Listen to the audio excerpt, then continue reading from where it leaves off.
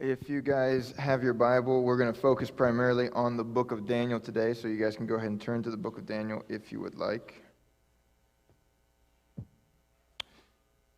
Today's title is in Hebrew. It is Shalit Elia, and it means the Most High ruleth. It actually comes from a chapter in the Bible which was written in a very unique language, not Hebrew. I guess it was translated in Hebrew for the title. But it was written originally in Aramaic. And this is one of the only chapters, if not the only chapter, written from the perspective of a pagan king. So this was not written by one of God's chosen people, though I suppose you can say he was chosen to rule. But this was written by Nebuchadnezzar. He wrote Daniel chapter 4, or at least he authored it in the sense that it was from his perspective. And it's a very unique chapter in the book of Daniel. So today we're going to talk about the book of Daniel, not necessarily just to talk about the book of Daniel. Is it on Wednesday nights that you guys are going over the prophecies in the book of Daniel, I think? I think so. I think it's Wednesday nights. And we're not necessarily going to focus on the prophecies today, though I think those are very important to talk about. What we're going to focus on is what is the purpose of the book of Daniel, because every story within the book of Daniel is written there for a reason. It doesn't talk about Daniel's hobbies in the book of Daniel because that's not the purpose of the book of Daniel. It doesn't talk about how Daniel struggled to find a girlfriend in Israel before he was held in captivity because that's not the purpose of the book of Daniel. The book of Daniel was written because it has a purpose, and every story found in the book of Daniel follows that purpose, follows that theme. So what is the theme of the book of Daniel? Well, I would say that if you look at every single story as well as the prophecies, they all seem to revolve around this idea of God's sovereignty. And by sovereignty, I mean that God is ruling in the affairs of men, that God is in control of things within this life and the life after this. So we know that God is in control. In the book of Daniel, every single story seems to revolve around that fact. And today we're going to talk about how anyone can trust that God is in control. I know that with everything that's going on with the pandemic, the presidential election, everything, just whether you're left, right, upside down, or straight forward, I don't know. Whatever your political party is, everything just seems like it's going wrong in America. And I'm sure if people are watching right now from other countries, they're probably thinking the same thing in their own country. This pandemic has really messed things up, and sometimes I think it makes us ask the question, is God still in control? And the book of Daniel reminds us time and time again, no matter how hard things look, God is still in control, and God can still use it for his perfect plan. So we can trust that God is in control, even just by understanding the examples of the sovereignty of his sovereignty found in the book of Daniel. So we're going to talk about not every single story. There's going to be some stories that we're going to skip just for the sake of time. But each story tells us of the sovereignty of God, and each of them gives us a little bit of a lesson, such as follow God's law, not man's. I know right now, especially in America, during the announcements, we talked about a little bit how certain pastors, even in America, they're being told you can spend up to a year in prison if you have church.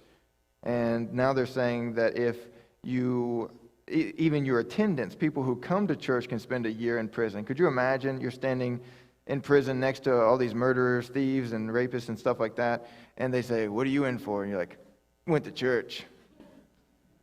This certainly is not something that you would think would happen in a country that has the freedom of religion and things like that.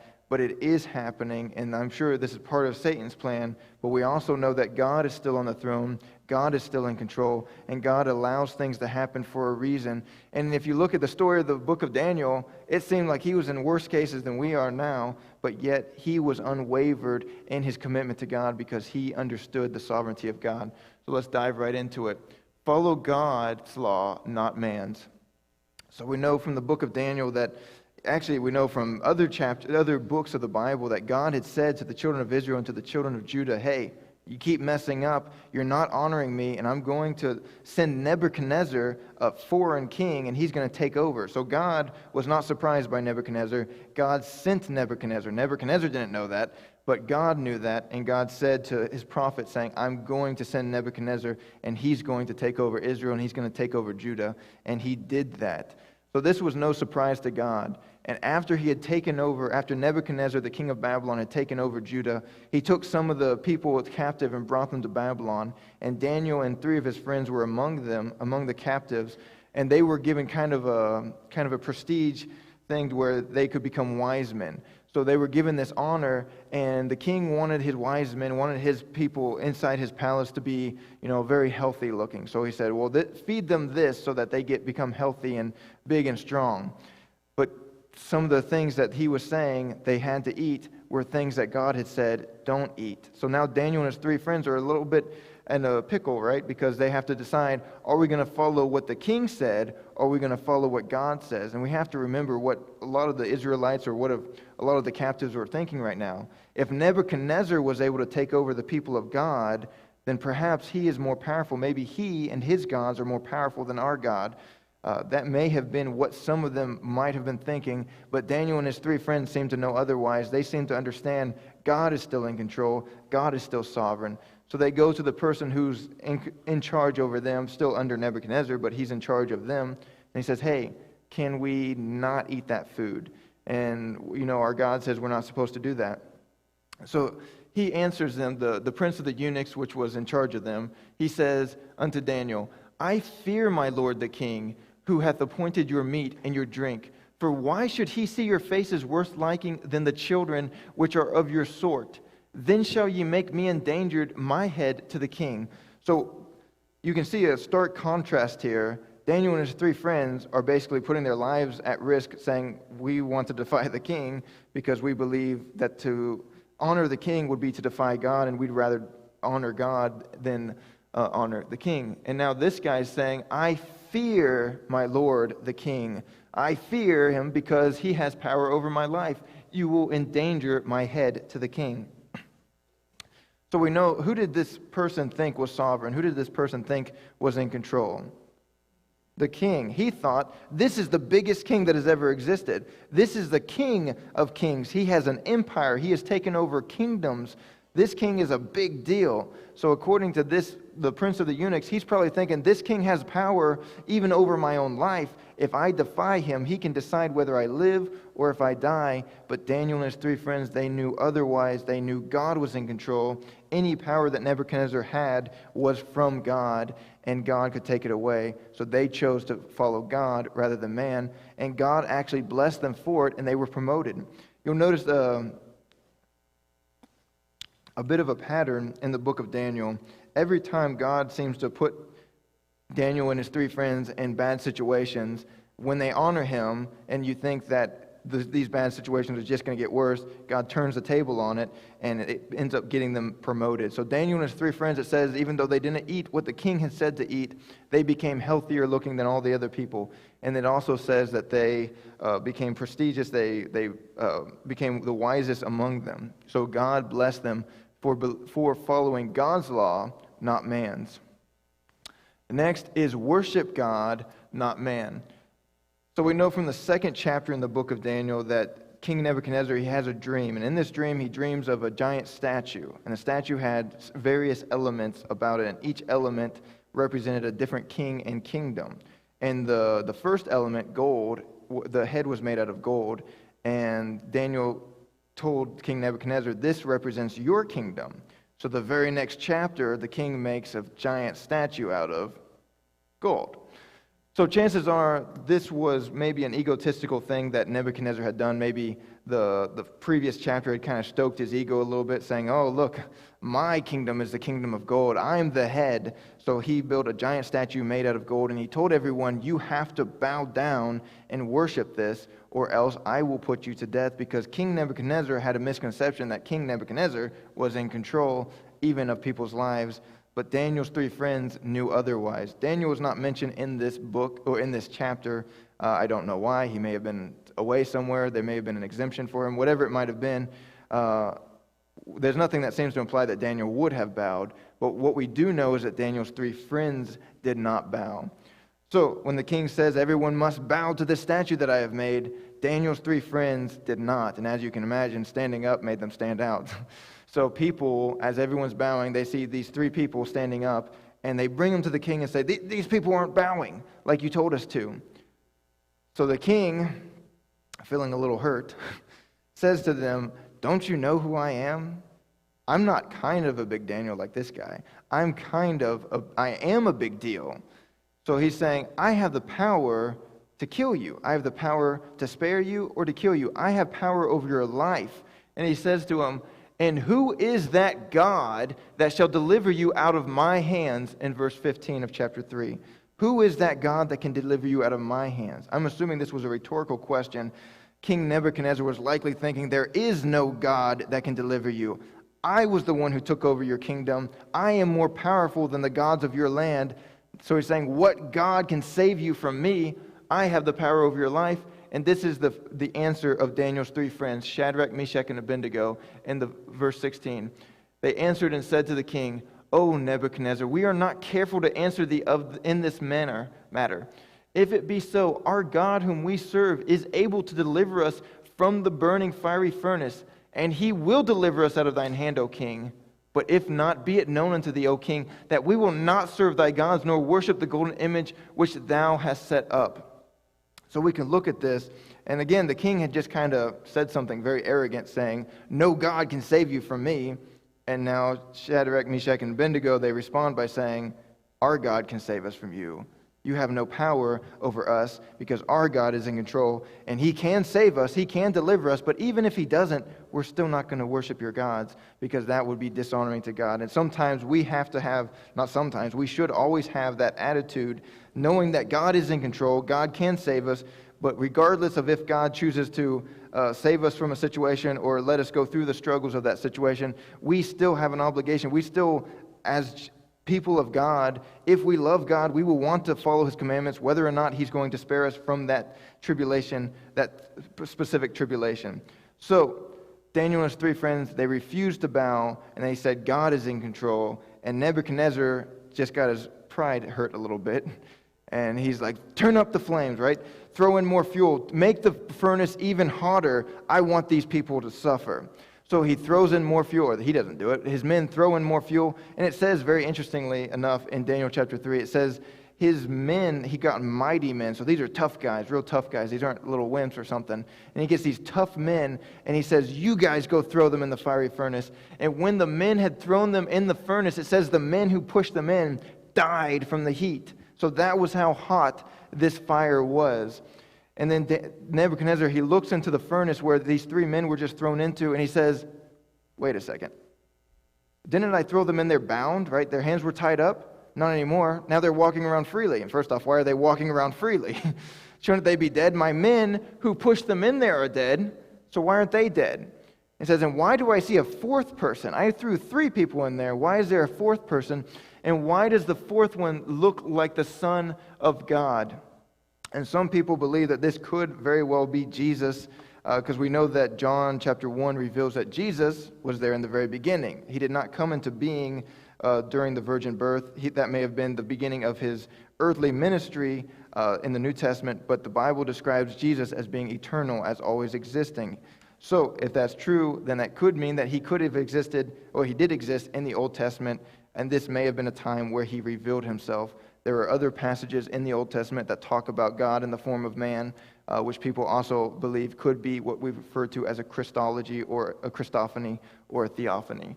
So this could have been Jesus standing in the midst of the fire with Shadrach, Meshach, and Abednego, or it could have been an angel. Regardless of who it was, the fact remains God protected his people. God was in control, not Nebuchadnezzar. Nebuchadnezzar thought he had power over the lives of Shadrach, Meshach, and Abednego, but he was proven wrong. God is in control. God is sovereign. And if God wants to protect them, he will protect them. And he did. And after Nebuchadnezzar sees this, he calls them out of the fire and they walk out. And it's very interesting. You would think, well, maybe God spared them, but he didn't just spare them. He spared their clothes. Their clothes were fine. They weren't burnt. It says that it didn't even smell like smoke. I always like the Bible. It gives you interesting details. It didn't even smell like smoke. But the people who pushed them in were dead from the heat. So we can see that it was certainly a miraculous thing that happened. God protected his people.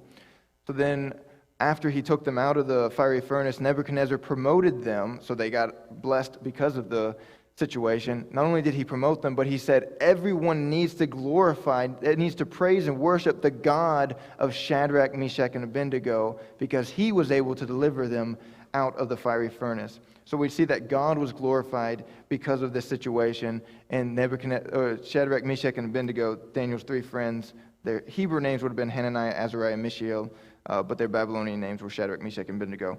They were promoted. So now we get to the next story. The next story, apparently Nebuchadnezzar did not learn his lesson of humility when it comes to God.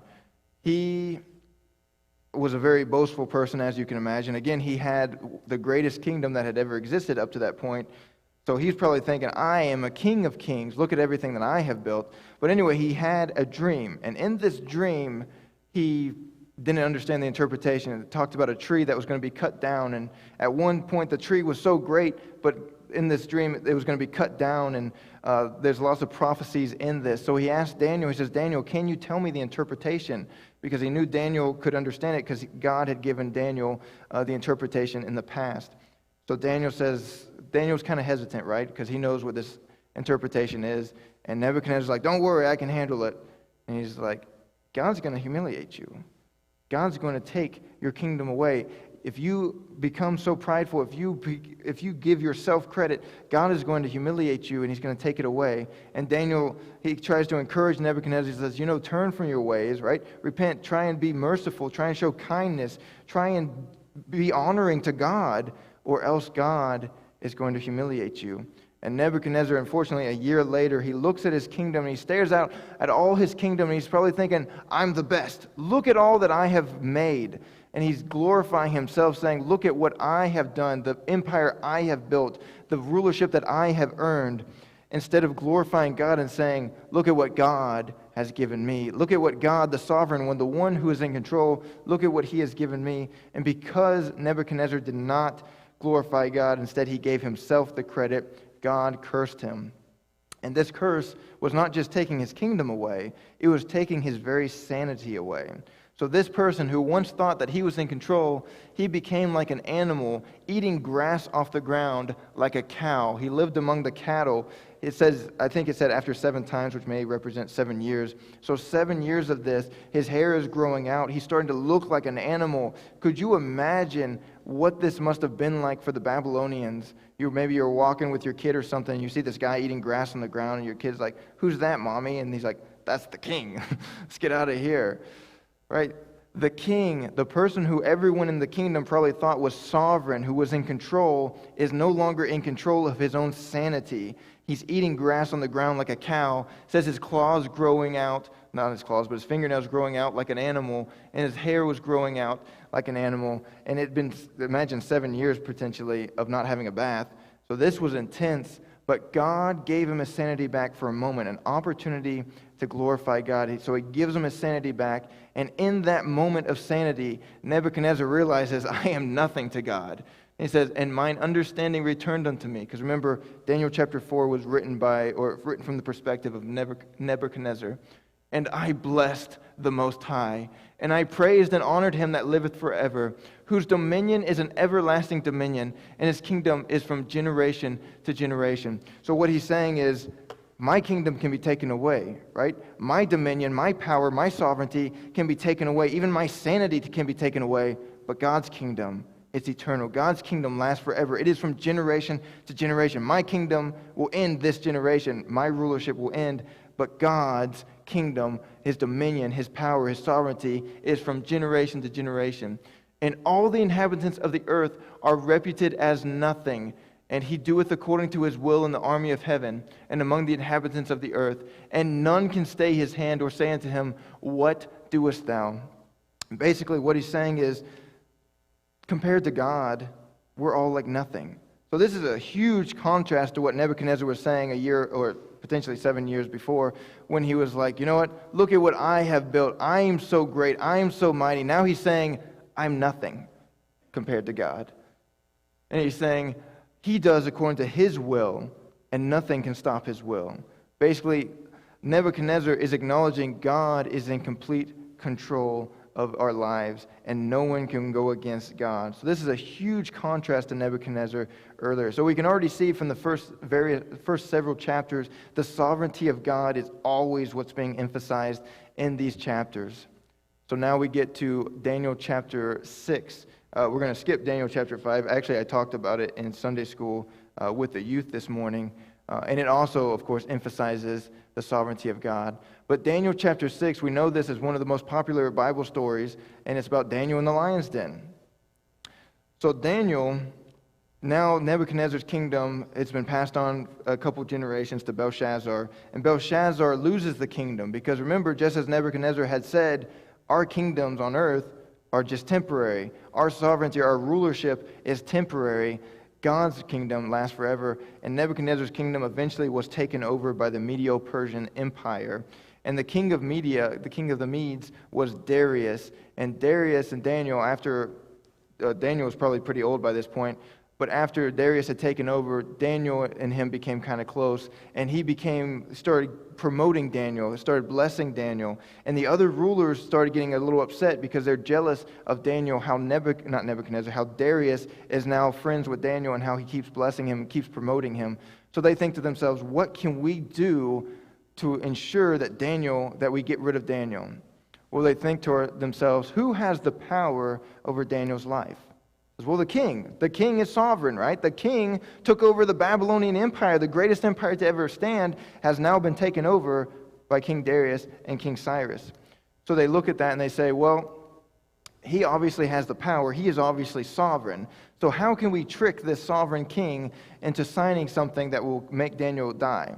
Well, they say, well, Daniel's pretty consistent in his worship of God. So maybe we can catch him there. So they said, maybe we'll trick King Darius into signing a law. And in this law, it will say that no one can pray to their God. They can only pray to King Darius. So kind of stoking King Darius' ego. And something else we need to remember, it's mentioned various times in the Bible, including the time when Esther and King Xerxes or Artaxerxes were there, is that when the Medo-Persian Empire, when the king signs something into law, that law can't be changed. So it becomes almost as though the law is sovereign. The law cannot be changed. Even the kings cannot change the law if they signed it into being.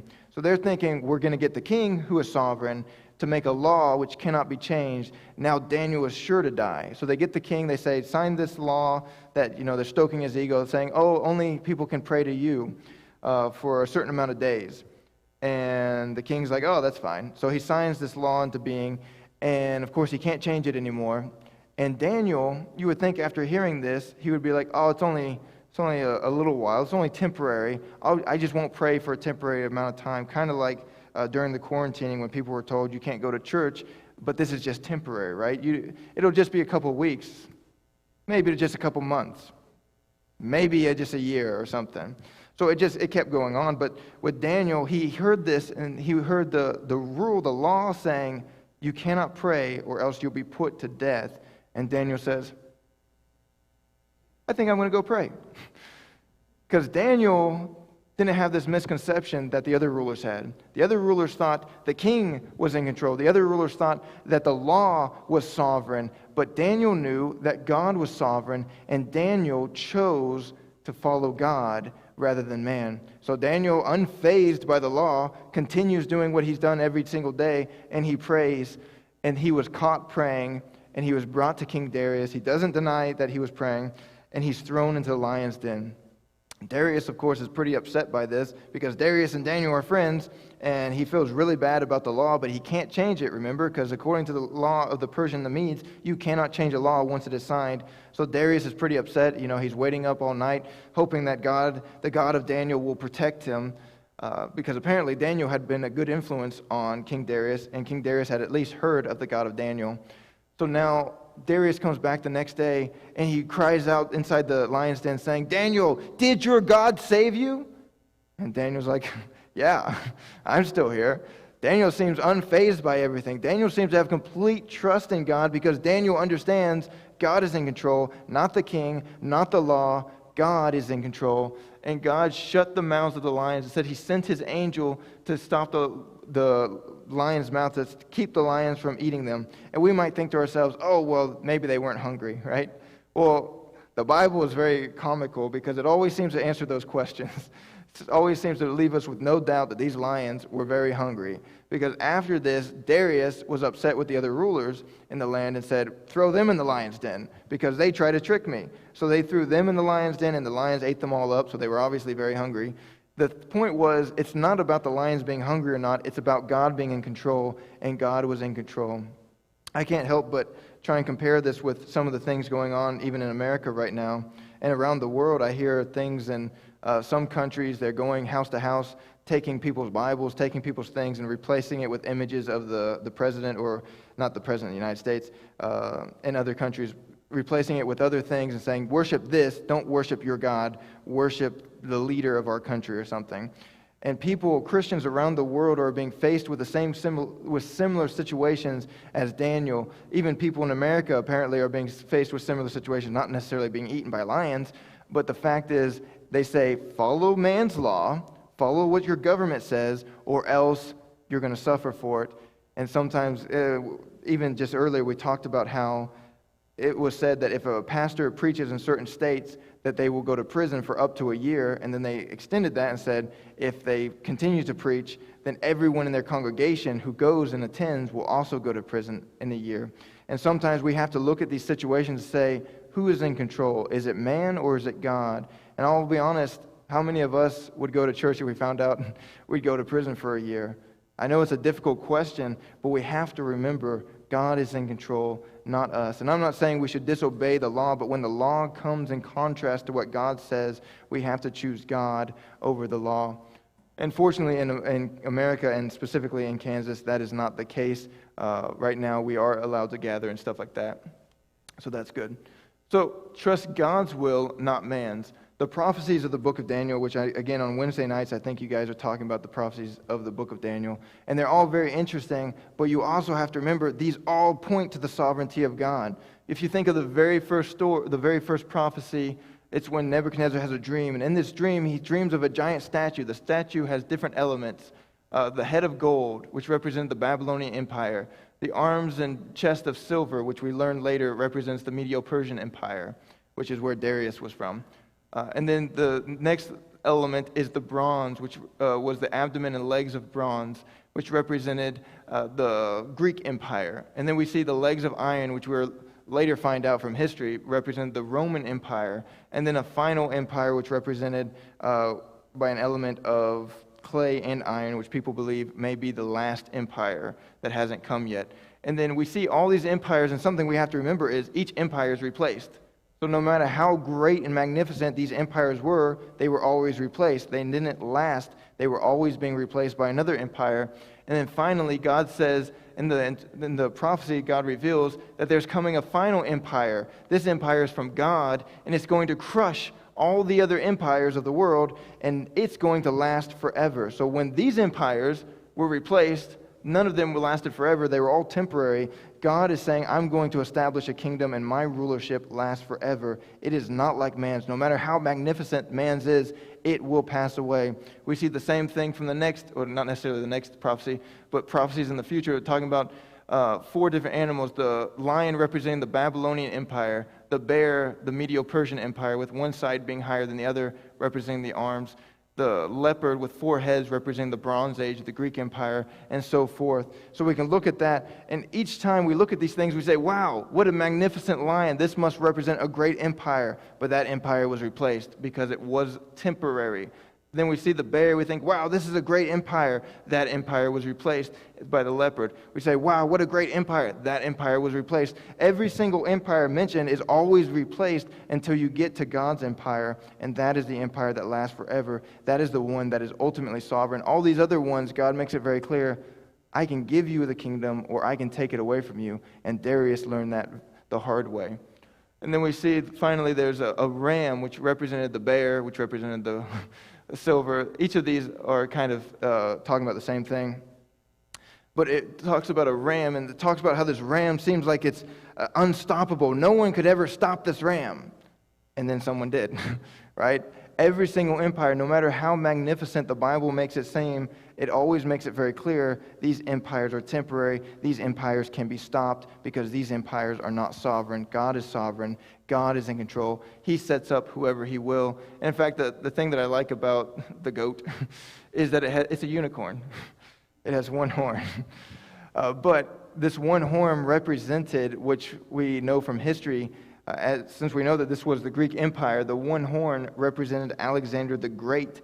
And Alexander the Great, after he died, he was replaced by his 4 generals. And of course, we know the Greek Empire represented this one it was a leopard with 4 heads representing the 4 generals. And this empire right here, which is the same Greek Empire, after the horn was broken off, which again likely represents Alexander the Great, it was replaced by 4 horns, which represented the 4 generals that took his place after he died. Legend says that Alexander the Great, when he was taking over Jerusalem, the priest came to him and showed him the book of Daniel and said, "Look, we wrote about you. Before you were even alive, we wrote about you coming." And Alexander the Great, according to legend at least, was so impressed by this that he showed more mercy towards Jerusalem because he found out that the God of Jerusalem had given a prophecy about him coming and had written very highly of him. So anyways, so the point is, no matter what the situation is, the Bible reveals that God knows what's going to happen. God is in control of what's going to happen, and God's kingdom is going to last forever. Something else that maybe just as a bonus, we can look at each of these situations and we can see almost a representation of Jesus. You can think of the story of Daniel and his 3 friends. They were tempted to follow after the laws of man. They were tempted to conform to the world, and they chose not to, just as Jesus, when he was tempted, the Bible says he was tempted just like us, yet without sin. Then we see from the next story, Jesus was also, one of the temptations was to worship Satan, or else there were going to be consequences, of course, the death of Jesus and things like that. But he was given the choice, worship Satan and you can be promoted. You can be given the rulership of the world. But Jesus chose not to worship Satan. He said, no one can be worshiped but God. And of course, just like Shadrach, Meshach, and Abednego, Jesus resisted the temptation. And then, of course, the story of Daniel, we can see something that's very interesting about the book of Acts. You'll notice whenever the disciples of Jesus are preaching about Jesus, they mention his death, but they also mention his resurrection. And it was very important for them to mention his resurrection. Because if Jesus was a liar, if Jesus was dishonoring God, then why would God raise him from the dead? So if Daniel was dishonoring God, if God wasn't powerful enough, if God didn't like Daniel, then God would not have delivered him from the lion's den. So Darius knew that what Daniel did was glorifying to God, and Darius promoted Daniel. Nebuchadnezzar knew that what Daniel's 3 friends did was honoring to God, and that's why God spared them. That's why God protected them. And of course, the prince of the eunuchs understood that God was blessing them even in the early stage, and that's why God promoted them as well. So when we look at the story of Jesus, when Jesus died and he rose from the dead, that was a clear indicator to everyone who heard the story that God approved of Jesus, that God really did send Jesus. God would not have rose Jesus back from the dead if Jesus was a blasphemer. God would not have risen Jesus back from the dead if he was a liar or a deceiver, which is a liar. The point is, God raising Jesus from the dead was a clear indication to everyone who heard the news, to everyone who saw him after death, that God approved of Jesus and his message, and Jesus claimed to be one with God, and Jesus claimed to be the only way to heaven. And the disciples knew that, and they used that every single time they witnessed. They talked about the resurrection of Jesus because they understood this is a clear message to the world that God approved of Jesus. So what does this mean as application, which we kind of already talked about? Follow God's law, not man's, because remember, God is in control, not man. And I know in America right now and around the world, a lot of times our rights, our freedoms, things that we took for granted a year ago, as now we're not taking for granted as much. So God sometimes He lets us go through these trials, and we might be thinking to ourselves, why did God let Babylon take over? Why did God let Daniel be put in a situation, Daniel and his 3 friends, put in situations where they have to eat bad meat? Why did God put Daniel's 3 friends in a situation where they had to bow down to an idol or they would be put to death? Why did God put Daniel in a situation where he had to pray to the king or he would be put to death? God always seems to put us in bad situations, and when we respond to them in honoring ways to God, that gives God an opportunity to bless us. Did you know that history has shown us that when there is persecution of Christianity, Christianity thrives. Whatever it is, when we are being so blessed, such as in America, when we're prospering so much, we forget God and we think ourselves to be in control, but God is in control. And God, not man's law, but God's law is what should be honored. Now, of course, that part of God's law was to honor man's law, but if it comes into contrast with God's law, we have to choose God's law. Next, worship God, not man. It's always somewhat comical to me, some of the denominations of Christianity, when they worship saints. And I think to myself, I wonder what Peter is saying up there in heaven, like, what? Did you guys not read my book? Or did you guys not read Acts? I specifically said don't do that. And I'm sure Mary's just like, I don't know where they got that impression from. So I don't know what they're talking about up in heaven, probably shaking their heads in disbelief that Peter, who specifically said, don't worship me, is being worshipped as one of the highest saints. And then, of course, even angels, when angels were being worshipped by John in the book of Revelation, he's just become so much in awe of this angel, he bows down, and the angel's like, what are you doing, bro? Get up. I'm not to be worshipped. Only God is to be worshipped. So oftentimes I find it somewhat comical when I see people worshiping saints or something.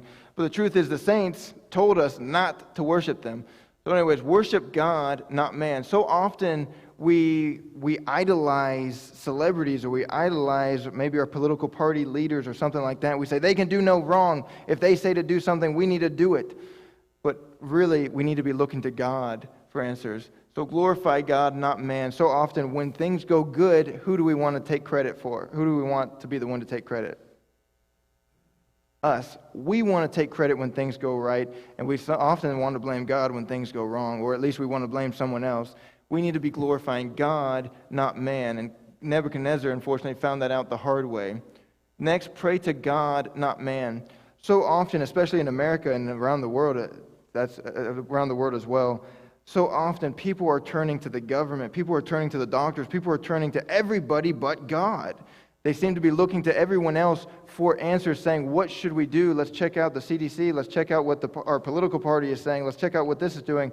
And that's not necessarily a bad thing, but we need to be praying to God, not to man. We need to be trusting God's will, not man's. So with the sovereignty of God, hopefully this has been somewhat educational to you guys. With the sovereignty of God, it should really help us understand that no matter what's going on, God is still on the throne. God is still in rulership in the lives of man, and God has a plan. And we also know that the Bible says that all things work together for the good to those who love God and are called according to his purpose. So we as Christians can look to this as hope. As all the world is going down, we can look and say, our God's still in control. Let's go ahead and pray. Dear God, I want to thank you for this day.